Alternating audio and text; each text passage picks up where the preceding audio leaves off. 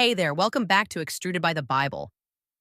In today's episode, we're diving into a topic that's always been a fascinating intersection of faith and history: archaeological proof of the Bible. What has been discovered? Whether you're a history buff, a Bible enthusiast, or just curious about how ancient relics connect to the stories we read in Scripture, this episode is for you. Let's get right into it. Over the years, archaeologists have unearthed some incredible artifacts that not only tell us about ancient civilizations, but also line up pretty closely with biblical accounts. So, what are some of these discoveries and what do they tell us? Let's kick things off with a big one: the Tel Dan Stele. In 1993, archaeologist Avraham Biran and his team found this broken piece of basalt stone in northern Israel. It dates back to the 9th century BCE and contains an inscription in Aramaic that mentions the House of David. Now, why is this a big deal? Before this discovery, some skeptics argued that King David was more of a mythical figure than a historical one. But this stele is one of the first pieces of evidence outside the Bible that refers to David's dynasty, giving weight to the accounts we see in books like 1 and 2 Samuel. It's like finding an ancient receipt that says, "Yep, David was here." 2 Samuel 7:16. The Ketef Hinnom scrolls. Fast forward to 1979, and we're near Jerusalem, where archaeologist Gabriel Barkay discovered two tiny silver scrolls. These are known as the Ketef Hinnom scrolls, and they're dated to the late 7th or early 6th century BCE. What makes them so special? When researchers carefully unrolled these delicate amulets, they found the priestly blessing from Numbers 6:24 to 26. "The Lord bless you and keep you. The Lord make his face shine upon you and be gracious to you." These are the oldest known fragments of biblical text, even older than the famous Dead Sea Scrolls. It's amazing to think that over 2,600 years ago, people were already treasuring these words, carrying them around for protection and blessing. The Dead Sea Scrolls. Speaking of the Dead Sea Scrolls, we can't leave them out. Discovered between 1947 and 1956 in the Qumran caves near the Dead Sea, these scrolls include over 800 documents. Among them are fragments from almost every book of the Old Testament. The real showstopper? A complete scroll of Isaiah that's nearly identical to the Hebrew Bible we have today. This discovery was a game changer, proving how accurately the biblical texts were preserved over thousands of years. It's like opening a time capsule and realizing the stories and words have remained virtually unchanged.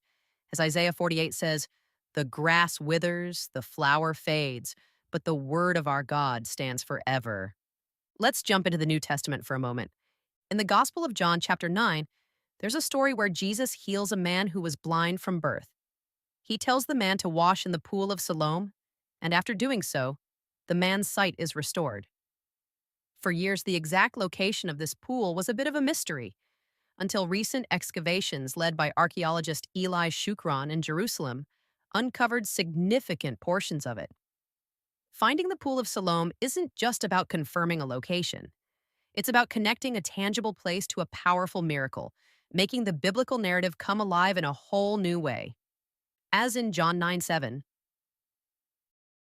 The Rosetta Stone. Now, the Rosetta Stone might not directly mention biblical figures, but it's crucial for understanding ancient history, including biblical events. Discovered in 1799 by French soldier Pierre-François Bouchard, this stone helped scholars like Jean-François Champollion decipher Egyptian hieroglyphs. Why does that matter for the Bible? Well, it opened the door to understanding ancient Egyptian texts and culture, providing context for stories like the Exodus. It's like finding the key to a locked treasure chest of historical knowledge. Here's another gem: the Moabite stone, also known as the Mesha Stele, discovered in 1868 by missionary Frederick Augustus Klein in modern-day Jordan. This stone, dating back to the 9th century BCE, records the victories of King Mesha of Moab over Israel. What's fascinating is that it mentions the House of Omri, an Israelite king mentioned in 1 Kings 16.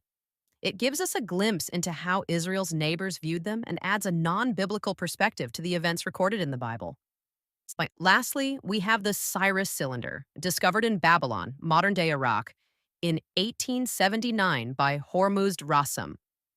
This clay cylinder records the decree of Cyrus the Great, allowing exiled peoples to return to their homelands.